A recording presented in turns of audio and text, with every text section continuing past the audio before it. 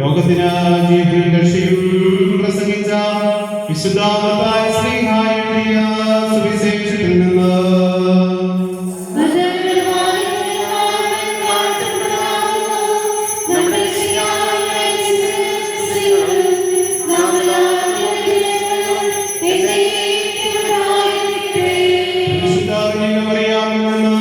ശരീരപ്പെടുത്തവരും ദൈവത്തിന്റെ ജീവനുള്ള വചനവും നമ്മുടെ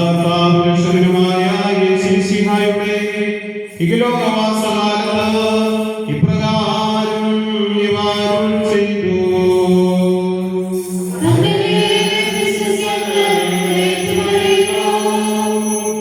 മറുകരയിലേക്ക് പോകുമ്പോൾ അപകടക്കാർ ശിഷ്യന്മാർ മറന്നിരുന്നു.